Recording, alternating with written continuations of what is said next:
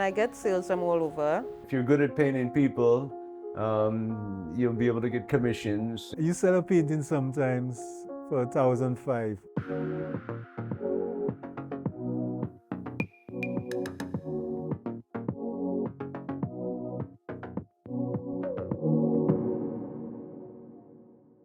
My first very significant exhibition was what you call the National Trust commission a set of artists to do paintings. There was a gallery at what was the Hyatt.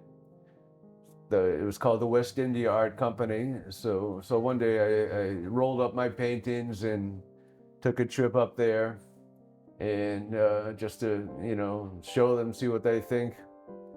And I guess that's kind of a no-no with art galleries. They don't like artists coming in. But fortunately, I think the Caribbean, they have a little more relaxed atmosphere, a little more open. So they were, very responsive to what I brought, and they said, "Would you like to have a show?"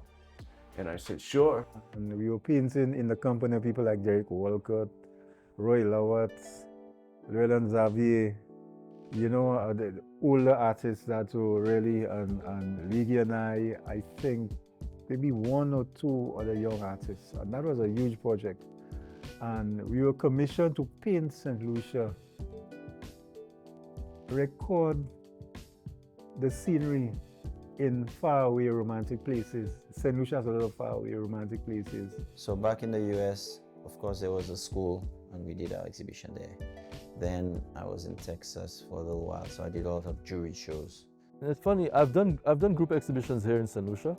So I guess the first time when I exhibited my work was, you'll recall when MNC had this Fine Arts Award program.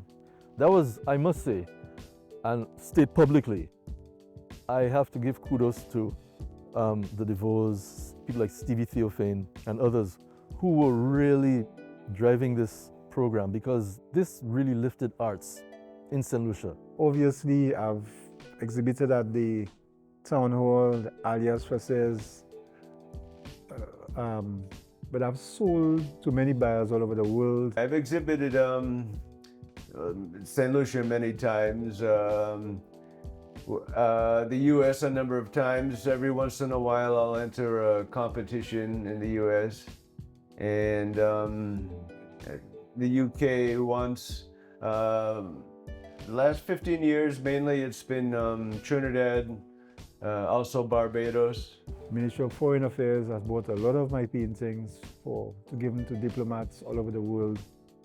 Ambassador of Taiwan, Prime Minister of Taiwan, the Prince who was here recently, and his wife, Fidel Castro when he was alive. I have had exhibitions back maybe 10, 15 years ago. I would have exhibitions places like Coconut Bay, different hotels.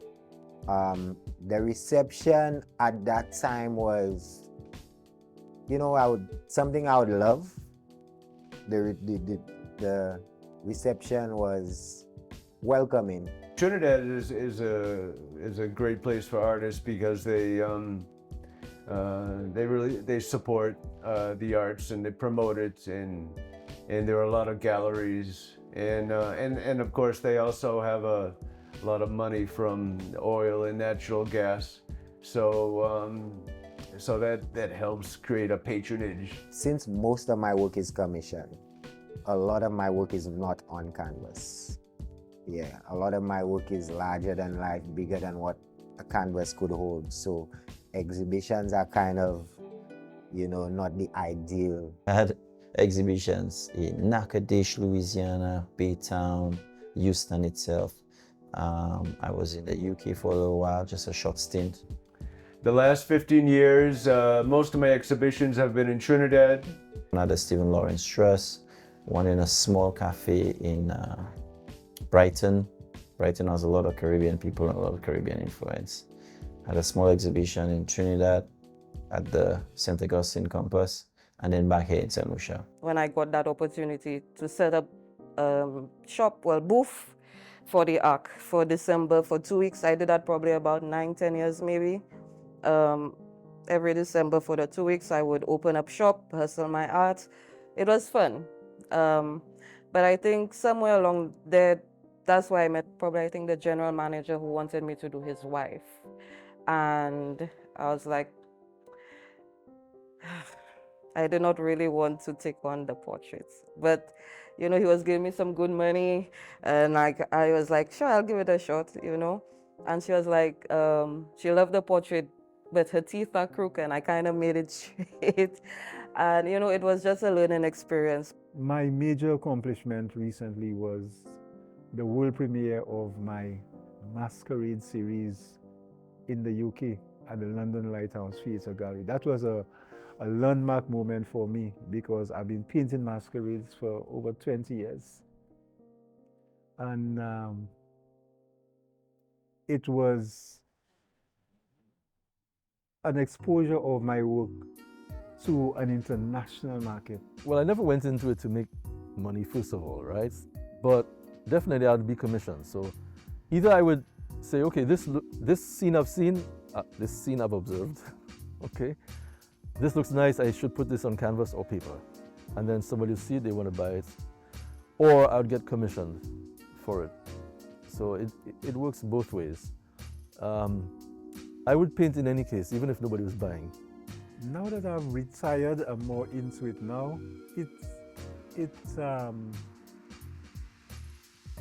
The painting, the local market for painting is okay.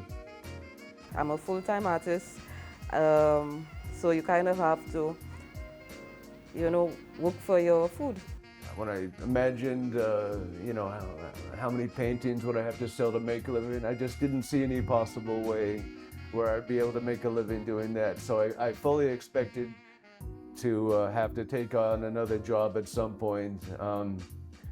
But 23 years later, I'm still doing it full time. I mean, occasionally you get a big blind, or something that looks like a big blind. It's not a big blind, but because when you check your expenses, like the murals, the Castries murals just completed with my team, etc. When you check your budgets and the expenses, it's not really a big blind. I travel quite a bit, so and because of social media and logistics now, you could ship stuff to customers who never see you. People can commission, send money, and so there's quite a lot of international work, regional work, locally because I'm more accessible locally. I'd like to be more prolific. If I was an artist doing this 24/7, my livelihood depended on it, I would have to be doing a lot more, because full-time artists, when you're drawing a livelihood on it, a lot of it focuses around having exhibitions, showing your work, and getting enough to pay the overheads and so on. Gosh, it's like the business is just like so fast, and you don't want to, I do my portraits within a week. So it's a lot of pressure. That's a far cry from me telling you I was like afraid and nervous. Right now I'm very confident, that I'm putting my best foot forward with my portraits. The last 15 years, most of my exhibitions have been in Trinidad. I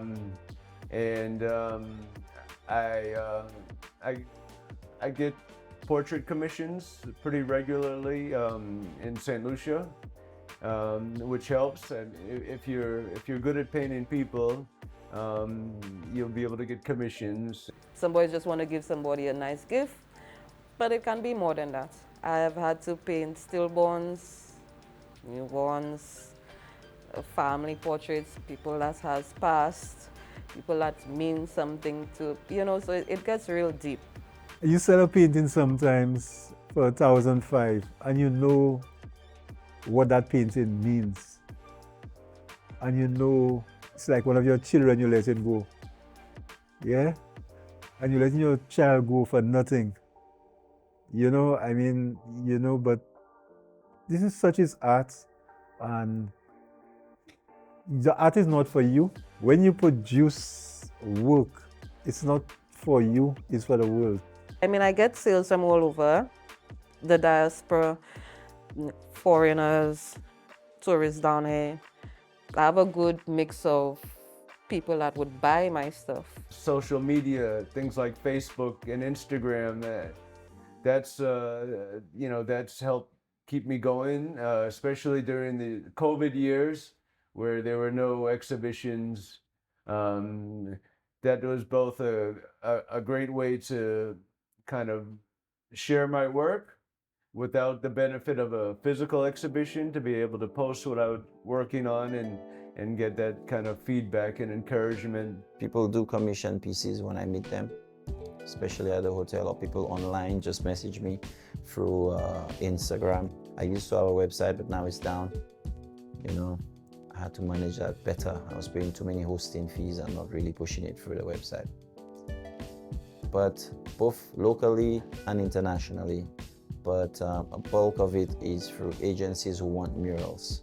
And if you're making prints out of your work, you're doing marketing, all those kinds of things, you have to have enough content and new content coming out all the time. So a lot of other artists were doing this full time. If you look now, you can just see the Instagram posts or look at the YouTube, you can see they're always coming out with new content. If SMME wants a mural, or this Ministry of Agriculture wants a mural, or they have a budget to see something, so they're gonna employ the artist to help them do that.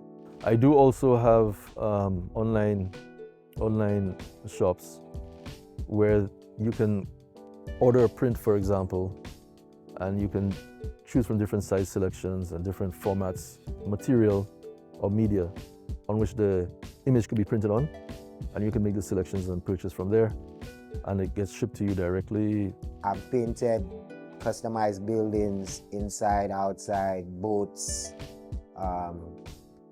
distribution vehicles that go around the island. So if you haven't seen my work will come to you. I have done t-shirts and clothes. I had a clothing line back a few years ago. So I was very big into customizing clothes, t-shirts, you name it. So I teach art, and I also do art, and I also work with different private entities like Anshasni Hotel. I'm the resident artist, so I do art with them at their hotel. I teach art classes, I do murals at hotels. If people call me in to do a little art workshop or sip and paint. My smallest painting, sold to an overseas buyer, would go to a little painting like this, would go for 3 times or 4 times what I'd sell my largest painting in Saint Lucia for. What I consider one of my big 6-foot masterpieces. I think I'm one of the very few art teachers who's actually full-time also practicing art. A lot of people say, where do you get the time? Well, midnight, midday, doesn't matter, because you want to do it, so you get it done. You have to work your 9 to 5. And as even my dad worked all his life, he worked with the Ministry of Education until he retired, and Derek Walcott, his partner,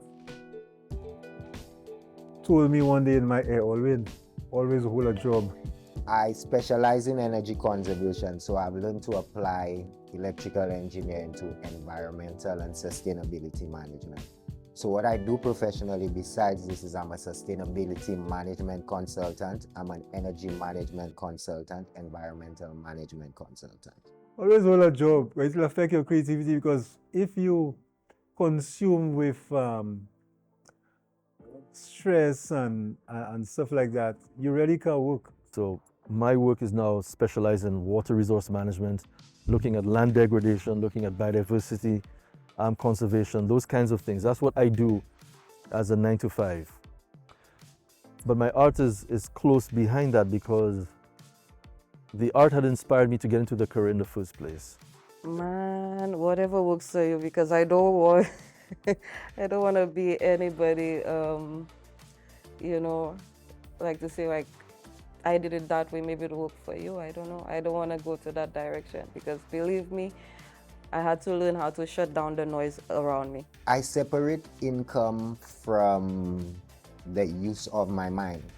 So in order for me to feel balanced, I need to balance off the use of my mind. So I need to do left brain and right brain activities.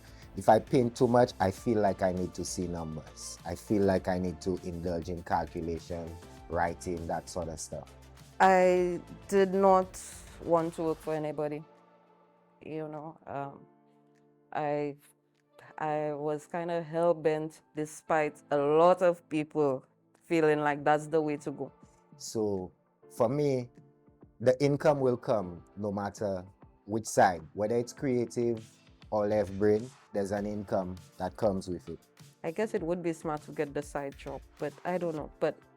It moves some of that creative vibe from me because you're so much in the moment a lot of the time, And especially if my hustle, sometimes you might get a call out of nowhere.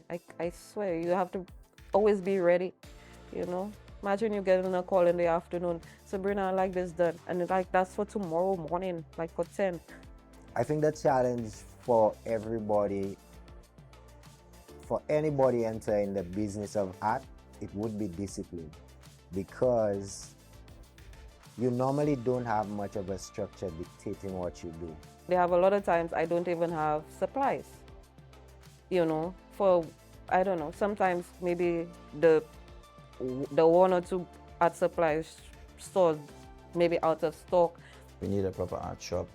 I'm working on opening mine very soon, so we can encourage people to work in fine art, not just art, but fine art, good quality art, and encourage other people who come to Saint Lucia to know that you can get good art supplies here and you can use them and you can be inspired by Saint Lucia. That was one of the tourist board lines, right? Let her inspire you. So come, let her inspire you, paint. There isn't like a national gallery, or you don't have a place where you would go and get access to all this material. Okay, so therefore people coming off a cruise ship wouldn't have an opportunity to wander into a place where you have all your arts on show, and then where you can browse a directory and say, okay, this artist, I've seen that painting in this gallery, that's the profile, that's where I can get them. QR code, snap with my phone. We've had the inner gallery for 20 years, and that's been a great gallery and has helped so many artists, both with showcasing work, selling them, and being a reliable place that will sell your work and then, pay the artists what they're owed, and have exhibitions where you can show a large body of work, or you can exhibit with other artists. I travel a lot in the Caribbean for my work too, and you just don't have that kind of thing. So it's really, you're marketing stuff on your own. So to market on your own, you have to be prolific, you have to be savvy of social media, you have to have the networks and contacts and so on. You have to go out there and hustle. I mean, I did the beach hustle, I did go in and booth, I did the gallery, and I just wanted to stay at home.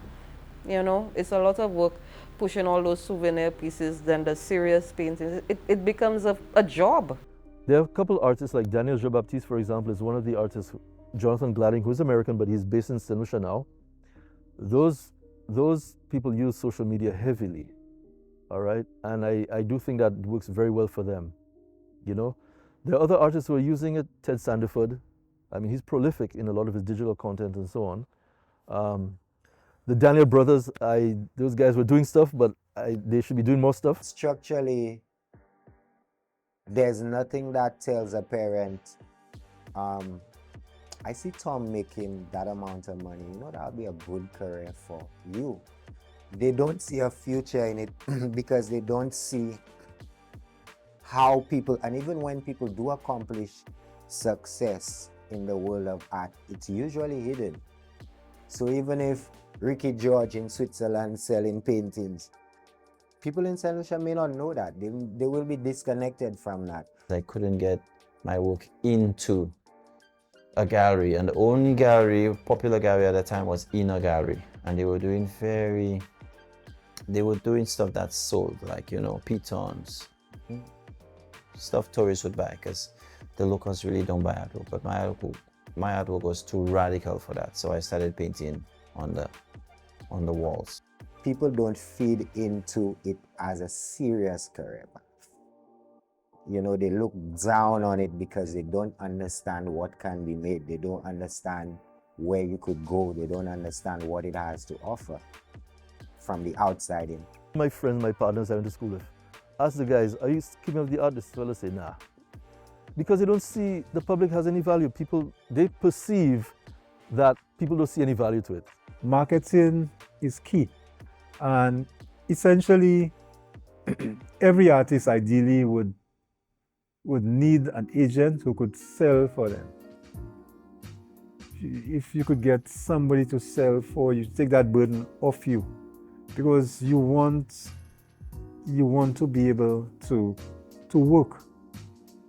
You know, I'd be a lot more prolific if I had an agent.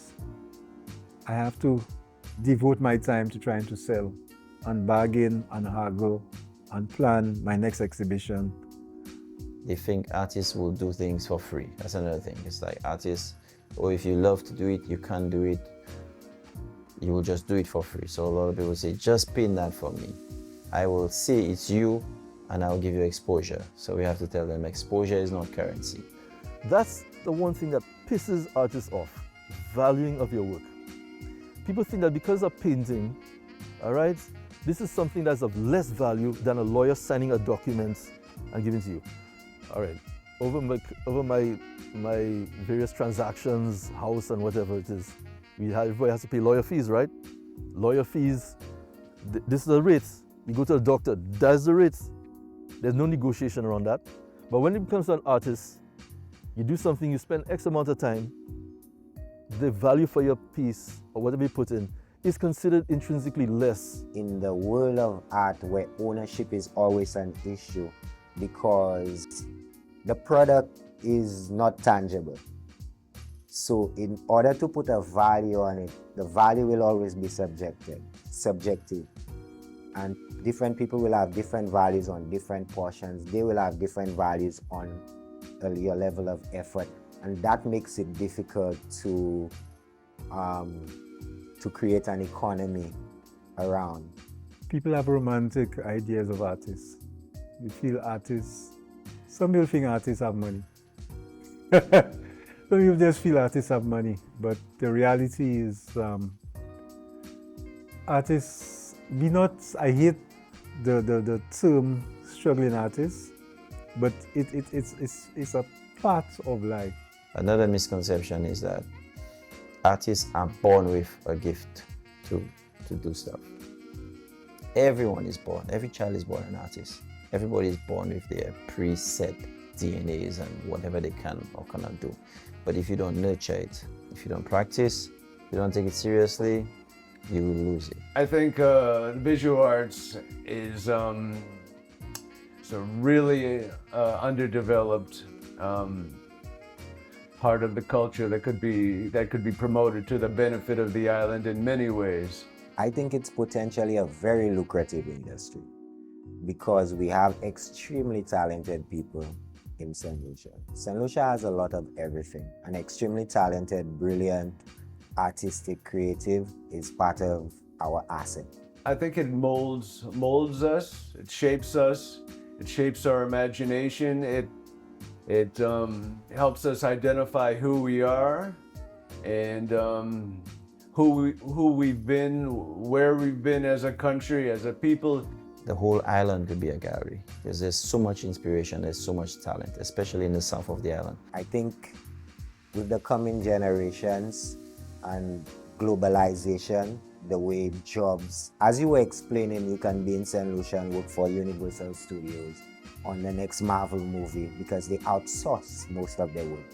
Because digitally, everything is smaller. In terms of the tourism sector, I think that's another untapped aspect of it. Many visitors, they want more than, just the sun and fun. They like being able to visit museums, galleries, and that's also another way of learning about the place that they're visiting. Saint Lucia could be a hub for artists, a hub for inspiration, It could be a hub where people come into St. Lucia, do art workshops, do murals, do art tours, and then go back with the experience. I'm always optimistic. If I wasn't optimistic, I wouldn't be doing what I was doing. We should not only be selling canvas and actual paintings, we should be selling the experience.